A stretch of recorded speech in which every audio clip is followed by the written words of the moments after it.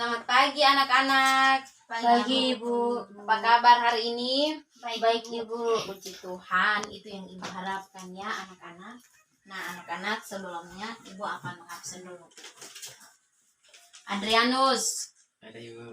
Lufiana, Hadir Ibu. Valentina, Hadir Ibu. Gregorius. Hadir Ibu. Oke, jadi semua hadir kan? Hadir Ibu. Semoga kalian semua itu tetap hadir di pertemuan kita yang berikut ya. Nah, anak-anak, sebelum kita memulai pelajaran kita pada pagi hari ini, di sini Ibu minta salah satu di antara kalian untuk memimpin kita dalam doa. Ayo, siapa yang berani? Silakan. Ibu. Oke, Gregorius. Berdoa mulai. Berdoa selesai.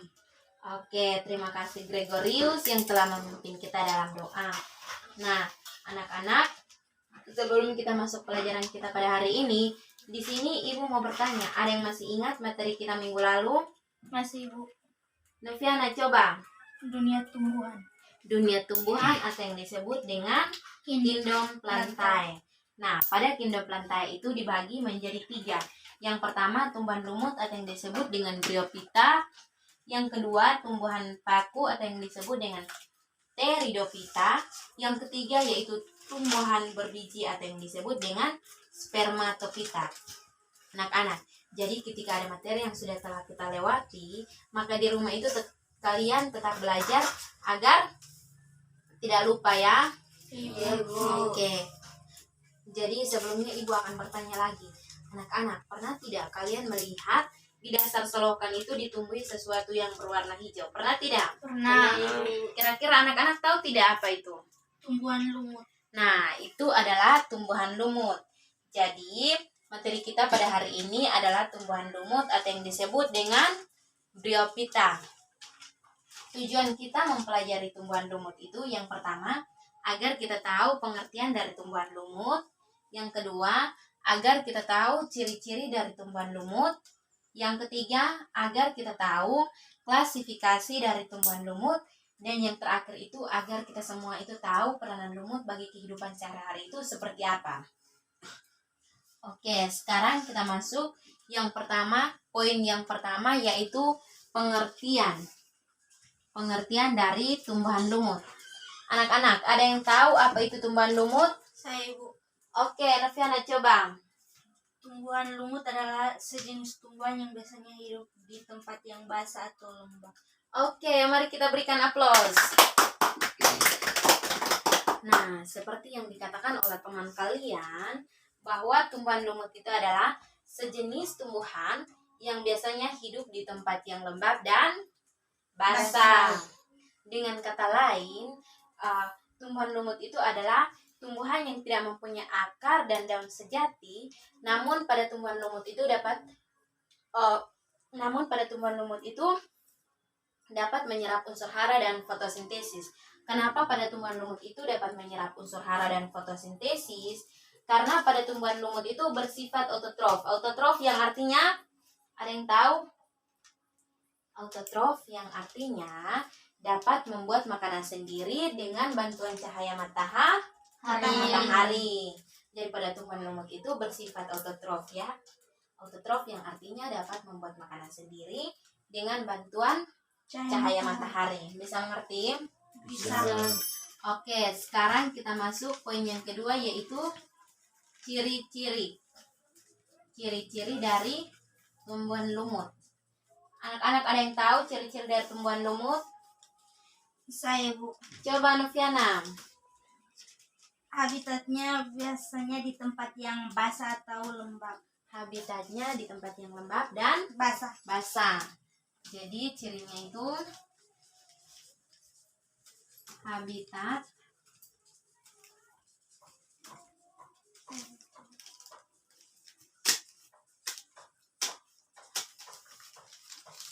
Jadi pada tumbuhan lumut itu dia hanya mampu bertahan hidup di tempat yang lembab dan basah. Dia itu tidak dapat hidup di tempat yang kering.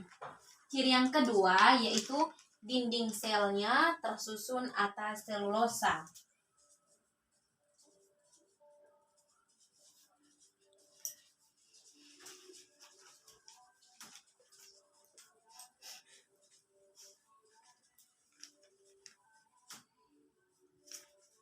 dinding selnya tersusun atas selulosa, yang artinya tidak ada jaringan yang memperkuat lignin seperti jaringan penguat. Ciri yang berikut yaitu pertumbuhan pada tumbuhan lumut itu secara memanjang.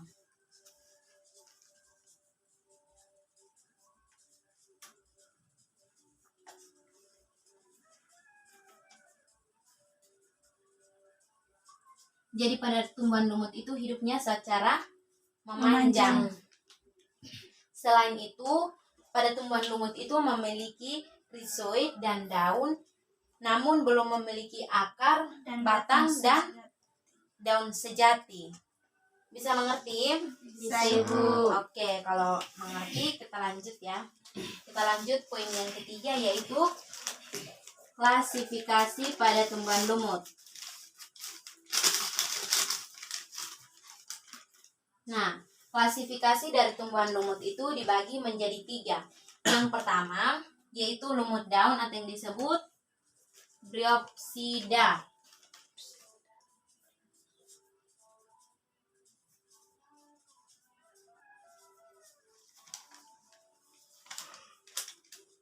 Lumut daun atau yang disebut dengan Bryopsida.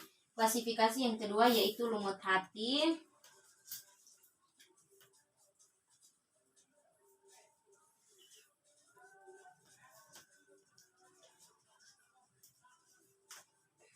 Lumut hati atau yang disebut dengan Hepaticopsida. Dan yang terakhir yaitu lumut tanduk.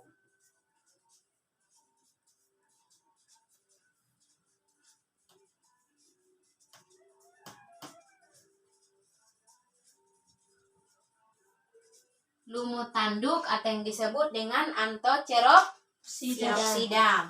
Oke, sekarang kita lihat yang pertama yaitu lumut daun.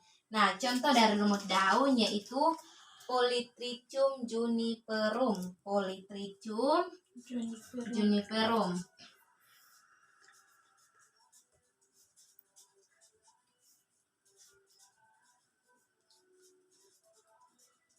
Jadi contoh dari lumut daun atau Bryopsida yaitu Polytrichum juniperum.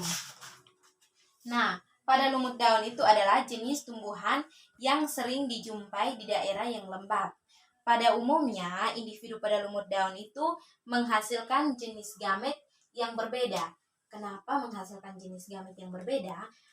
Agar kita tahu, kita bisa dapat membedakan kira-kira mana individu yang jantan dan mana individu yang betina. Ciri dari lumut daun yang pertama memiliki daun yang berukuran kecil yang tersebar di sekeliling batang. Jadi pada lumut daun ini anak-anak terdapat daun yang berukuran kecil yang berada di sekeliling batang.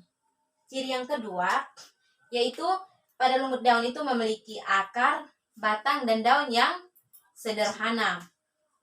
Ciri yang ketiga, pada lumut daun itu tumbuh di permukaan tanah, bebatuan, serta tembok yang basah atau lembab. Jadi sampai sini bisa mengerti? Bisa mengerti? Bisa. Jadi sekarang kita lanjut yang berikut yaitu klasifikasi yang berikut yaitu lumut hati atau yang disebut dengan Hepaticopsida. Nah, contoh dari lumut hati yaitu Marchatia polymorpha.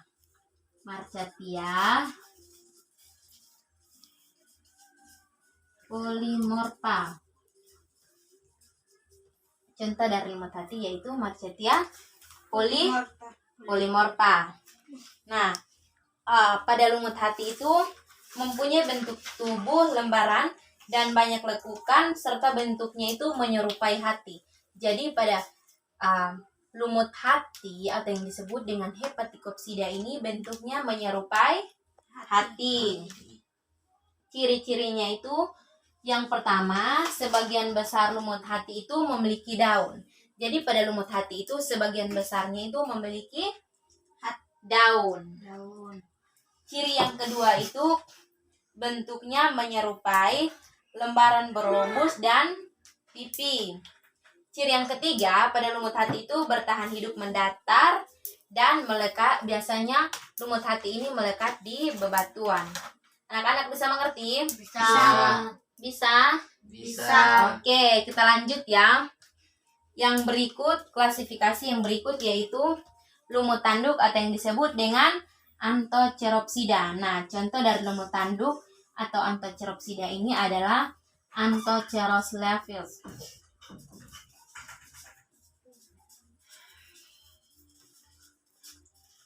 Anthoceros leaves. Nah, lumut tanduk ini banyak yang hidup pada lumut tanduk ini banyak yang hidup di tepi sungai, di dasar selokan, serta di tepi danau.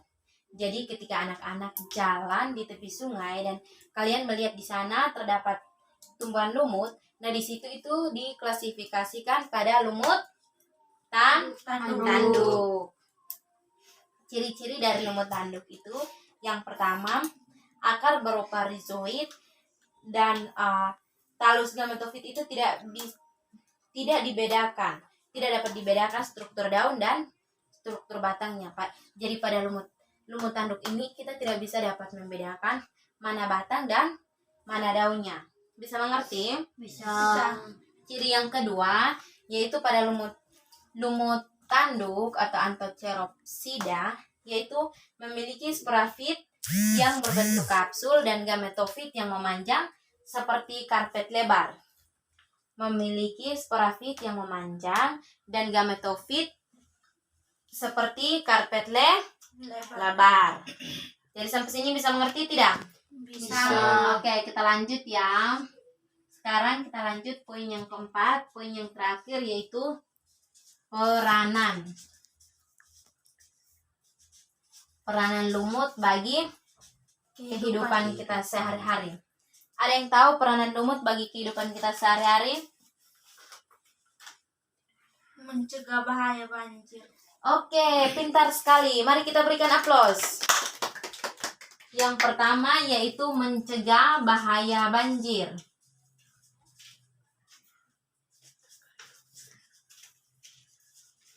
Masih ada lagi? Masih ada lagi? Tidak ada, Ibu. Tidak ada? Oke, kalau begitu ciri peranan lumut yang kedua yaitu menahan erosi tanah.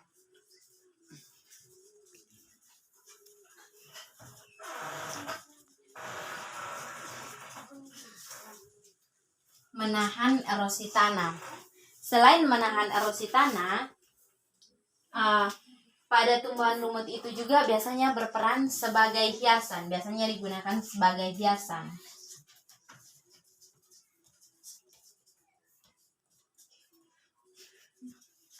Jadi anak-anak, lumut yang biasanya digunakan sebagai hiasan yaitu lumut hati. Kenapa lumut hati itu banyak yang digunakan sebagai hiasan? Karena pada lumut hati itu bentuknya menyerupai hati. Selain itu, peranan lumut itu juga digunakan sebagai pengganti kapas.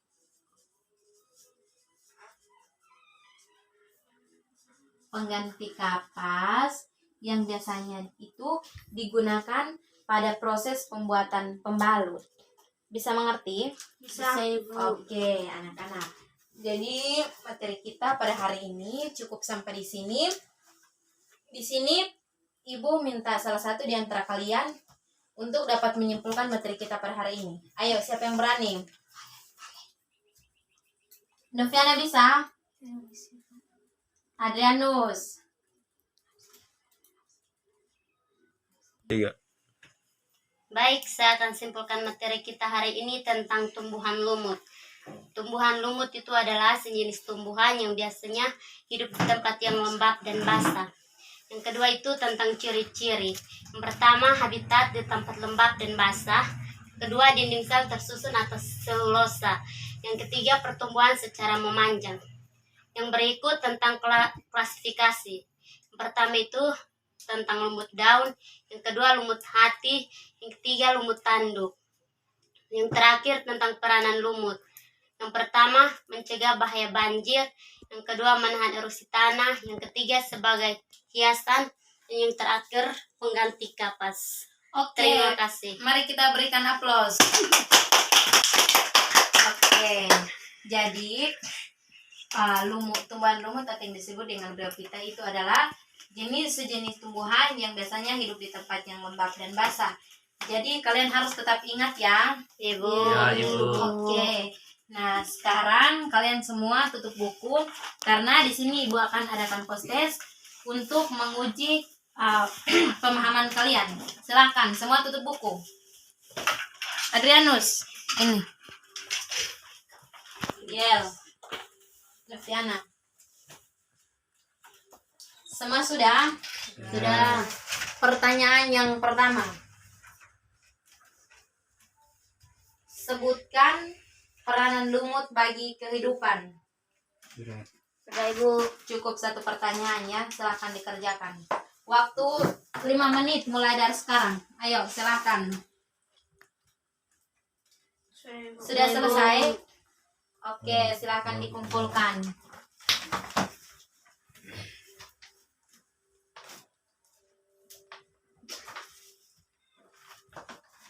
Oke, anak-anak. Jadi materi kita pada hari ini cukup sampai di sini. Di sini siapa yang sebagai ketua kelas? Novi sebagai ketua kelas. Nah, tugas ketua kelas yaitu minggu depan datang bawa salah satu tumbuhan paku, karena pertemuan kita minggu depan itu kita akan membahas yang namanya tumbuhan paku. Jadi Novi pulang cari tumbuhan paku dan minggu depan datang bawa ya. Bisa tidak Novi? Bisa Ibu. Oke. Jadi kita cukup sampai di sini. Kita bertemu lagi minggu depan ya. Selamat siang. Selamat siang.